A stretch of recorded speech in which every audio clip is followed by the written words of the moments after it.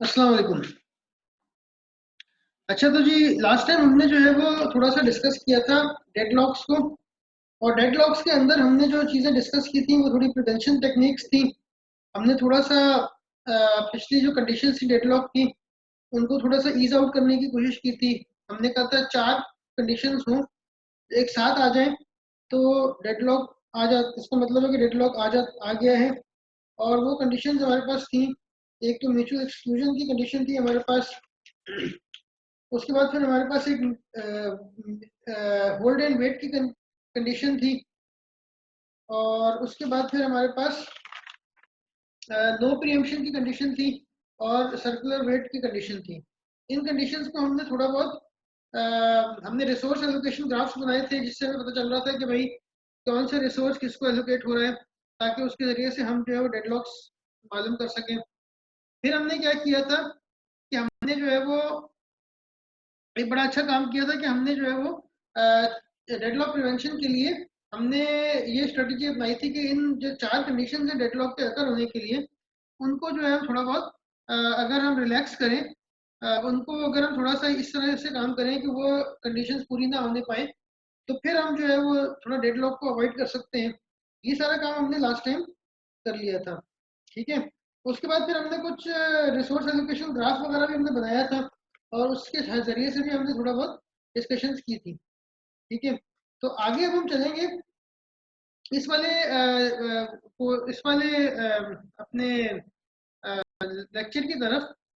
इससे पहले थोड़ा बहुत मैं डिस्कस कर लूँ। थोड़ा बहुत डिस्कशन ये है कि हमें बैंकर्स एल्गोरिथम आज हमें डिस्कस करना है। ठीक है। तो आज हम लोग जो है वो व्हाइट बोर्ड का इस्तेमाल नहीं करेंगे। हम बड़ी अच्छे फीचर्स मौजूद है हमारे पास माइक्रोसॉफ्ट पावर पॉइंट के अंदर। हम माइक्रोसॉफ्ट पावर पॉइंट को यूज करेंगे उसके लिए अपने लेक्चर नोट्स को या बोर्ड को ड्रॉ करने के लिए। तो उसके लिए हमारे पास अच्छे खासे फीचर्स हैं, तो वो मेरे ख्याल में हमारे पास काफी अच्छी जो है वो एक ऑप्शन हो सकता है। तो मैं आपके साथ स्क्रीन शेयर करूंगा अपनी पावर पॉइंट को। ठीक है। अच्छा, ये मैंने एक पावर पॉइंट प्रेजेंटेशन बनाई है। This is not a simple presentation. हमारे पास जो है वो मैंने जो है क्या किया है कि मैंने पेज सेटअप में जाके यहाँ पे और यहाँ पे मैं गया और पेज सेटअप में मैं जाके मैंने इसकी साइज कुछ कस्टम में चेंज करके मैंने जो है वो हाइट 13 इंच कर विड्थ 13 इंच कर दी और हाइट जो है वो 5 इंचेस कर दी। तो हम आपको इस लेक्चर में ये भी अंदाजा हो जाएगा अच्छी तरीके से कि पावर पॉइंट कितना जो है वो हमारा वो कितना सूटेबल टूल है कि जो कि बहुत अच्छी तरीके से काम कर सकता है। इसको हाँ प्रिंट करने में थोड़ा सा इशू जरूर होगा, लेकिन एज अ बोर्ड अगर आप देखें तो ये अच्छी खासी विड्थ के साथ अच्छा खासा हमें फायदेमंद चीज एक मौजूद है हमारे पास। ठीक है। तो इसको जो है वो हम इसका हम पहले हेडिंग इसकी डाल लेते हैं, इंसर्ट करते हैं इसके अंदर टेक्स्ट बॉक्स। और यहाँ पे जो है वो हमारे पास इसकी हेडिंग हम डाल लेते हैं, दिस इज बैंकर्स एल्गोरिथम। ठीक है ना। शेप हमारे पास आ गई, इससे डिलीट करें। हम इंसर्ट करेंगे टेक्स्ट बॉक्स। लेट्स तो हमारा आज का टॉपिक है बैंकर्स एल्गोरिथम।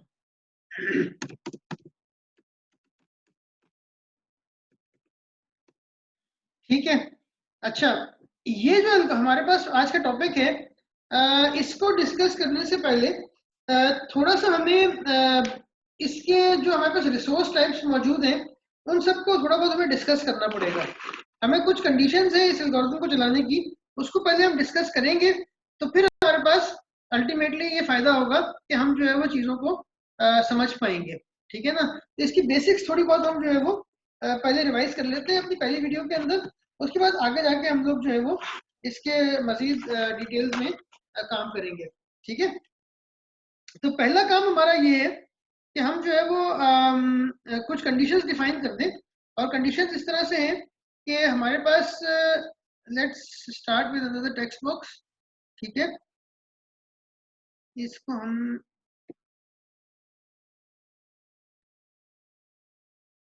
ठीक है, let's start with another text box. यहाँ पे हम आते हैं, इंसर्ट करेंगे और न्यू टेक्स्ट बॉक्स। तो यहाँ पे हम अपना लिखना शुरू करते हैं। पहली कंडीशन ये है कि each process must claim maximum use up front, इसको हम ए प्रायोरी पे कहते हैं, ठीक है ना। यानी कि हर प्रोसेस जो है उसको जितनी भी रिसोर्सेज चाहिए वो पहले से बताएगा। ऐसा नहीं हो सकता कि प्रोसेस चलते चलते बीच में अपनी मांग बताता रहे। तो हमारी ये कंडीशन हमने पहले लगा दी कि जो मैक्सिमम जितनी रिसोर्सेज कभी भी चाहिए हो सकती है प्रोसेस को, वो पहले बता देगा, अपफ्रंट करेगा, चलते चलते बीच में नहीं मांगेगा, ठीक है। तो this is the first thing that each process must claim resources A प्रियोरी upfront, ठीक है। इसको हम थोड़ा सा बुलेट पॉइंट्स में लिख लेते हैं कंडीशंस को, तो हमारे लिए थोड़ा सा आसानी हो जाएगी, ठीक है ना। This is up front. Prior मतलब पहले होता है, तो ए प्रायर मतलब अप फ्रंट हमें जो है वो हमने सिंपल इंग्लिश में लिख लिया इसको। अच्छा, दूसरी कंडीशन हमारी क्या है, इसको थोड़ा सा हम इसके टेक्स्ट को कम कर लेते हैं, क्योंकि टेक्स्ट जो है वो टाइटल के बराबर नहीं होना चाहिए। बहरहाल हम जो है वो थोड़ा सा इसको 14 या 16 के फॉन्ट में ज्यादा मुनासिब मेरे ख्याल में रहेगा। एंड हम इसको जो है वो कर लेते हैं, ठीक है। एक मिनट, लेट्स डू दिस। इसको हम आते हैं, क्लियर करते हैं, और each process must claim resources upfront, पहले वाला हो गया। फिर दूसरा इसका जो हम पहले डिस्कस कर चुके हैं, resources can not be allocated whenever requested, ठीक है ना। रिसोर्सेज जो हैं can not be allocated whenever requested, यानी कि एक चीज तो हमने ये डिसाइड कर ली पहले वाले पॉइंट में कि every process must claim resources up front a priori, ठीक है ना। यानी कि पहले से जितनी रिसोर्सेज मांगनी है वो पहले से वो उसको बता देगा कि भाई ये रिसोर्सेज मैं टोटल जो है वो मांगूंगा अपने पूरे प्रोसेस के ड्यूरेशन के अंदर। फिर हमारे पास इसके अंदर एक कंडीशन क्या आती है कि भाई पहले से वो मांग लेगा, अपनी मैक्सिमम मांगे जितनी भी है वो पहले से बता देगा। लेकिन दूसरी कंडीशन ये है कि resources can not be allocated whenever requested, यानी कि ऐसा नहीं हो सकता कि जब आपने रिक्वेस्ट की तभी आपको रिसोर्स एलोकेट हो गई। आप जब रिक्वेस्ट, बहरहाल आपने मैक्सिमम यूज पहले से बताया हुआ है, ये इससे कोई इनकार नहीं है, लेकिन मैक्सिमम यूज आपको जिस वक्त मांगेंगे उस वक्त फौरन नहीं मिल जाएगा। यानी कि फॉर एग्जांपल आपने दो रिसोर्सेज आपके पास मौजूद हैं और आपने कहा हुआ है कि मैं जो मैक्सिमम 4 यूज करूंगा, तो अब 2 के बाद तीसरी रिसोर्स अगर आप मांगेंगे तो वो जरूरी नहीं है कि आपको फौरन मिल जाए, हो सकता है कि उसमें थोड़ा वक्त लगे, ठीक है ना। प्रोसेसेस में हैव टू वेट, ठीक है ना। उसके बाद हमारे पास तीसरी कंडीशन क्या है, इधर लिख लेते हैं, प्रोसेस में हैव टू वेट, ठीक है ना, ये हमने लिख लिया। अच्छा,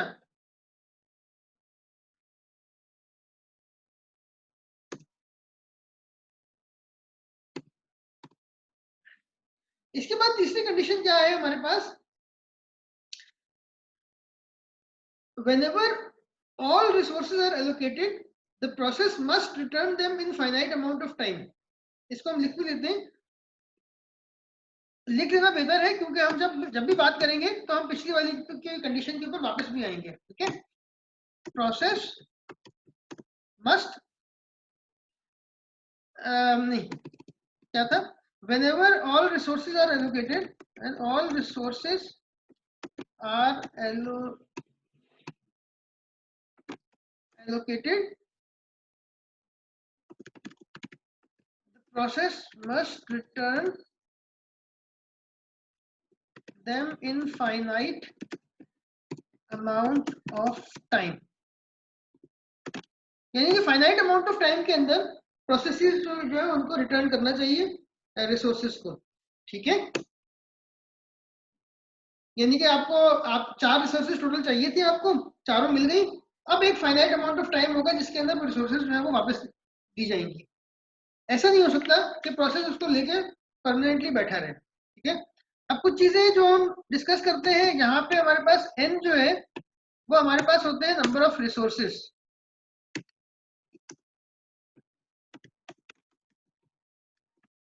n से हम जब भी मुराद होगी तो हम कहेंगे नंबर ऑफ रिसोर्सेस, और m जो है दैट इज नंबर ऑफ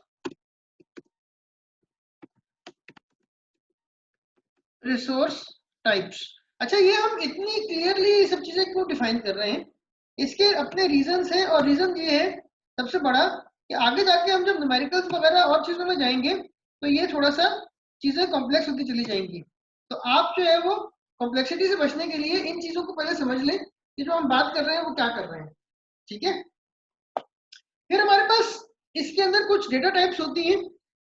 उसके अंदर हमारे पास बेसिकली एरेज है, और एरेज क्या है, हमारे पास m number of resource types है हमारे पास, ठीक है ना। तो रिसोर्सेज नहीं है, रिसोर्स टाइप्स, यानी प्रिंटर एक रिसोर्स टाइप है, बफर दूसरी रिसोर्स टाइप है, एंड सो ऑन, ठीक है ना। n जो है नंबर ऑफ प्रोसेसेस था, ये रिसोर्सेज नहीं था, ठीक है ना। अब हमारे पास एक वेक्टर होता है, एक एरे होगी अवेलेबल m। अवेलेबल m क्या होगा कि हर रिसोर्स टाइप के कितने इंस्टेंसेस अवेलेबल हैं। इसको हम थोड़ा सा लिख भी लेते हैं, available of j is equal to k means that k instances of resource type rj available, means that k instances of resource type rj available।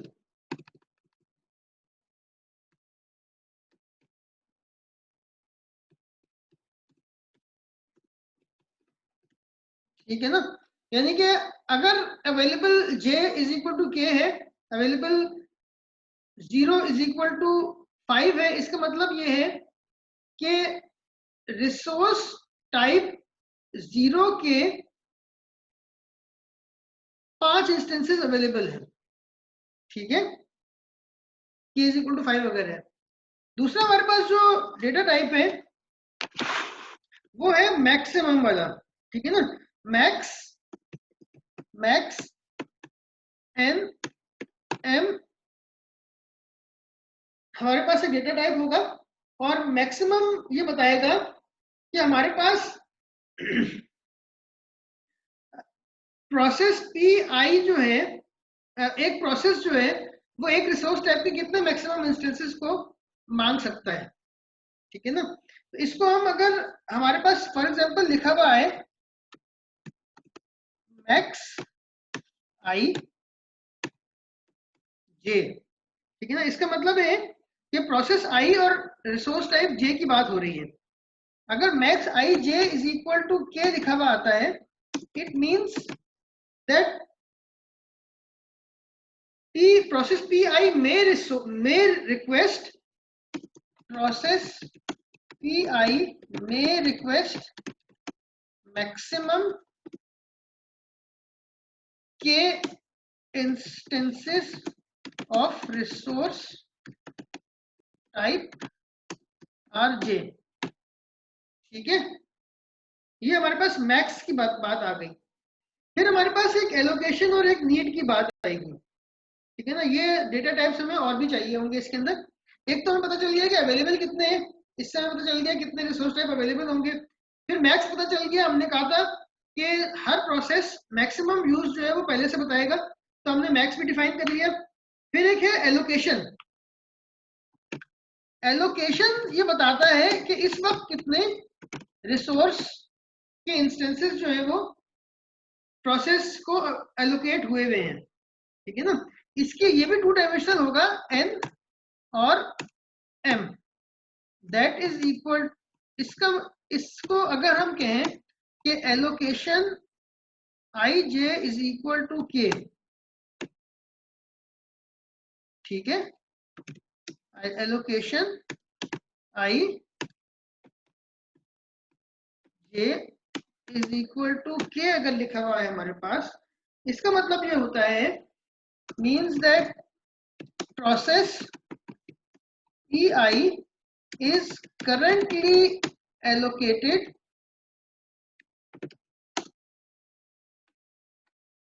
k instances of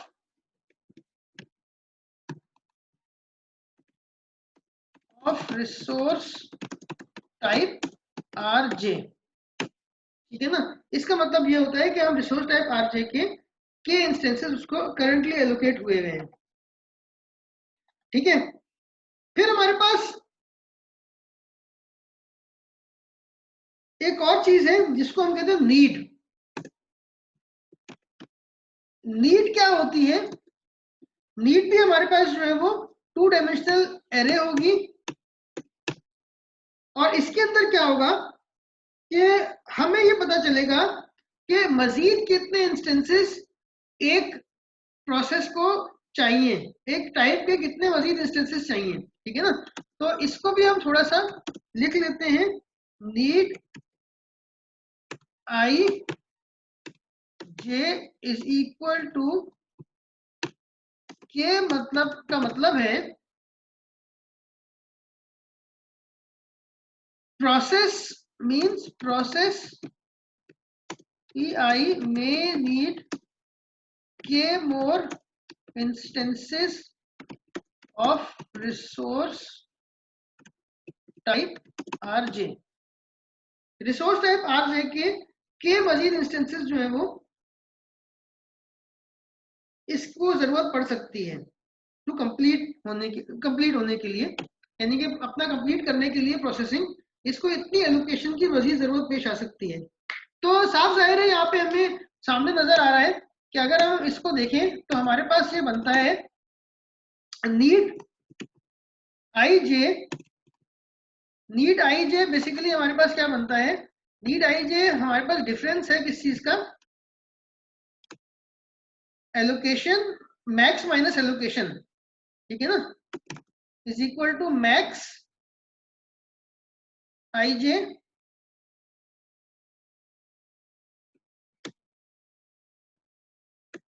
minus allocation I J, ठीक है।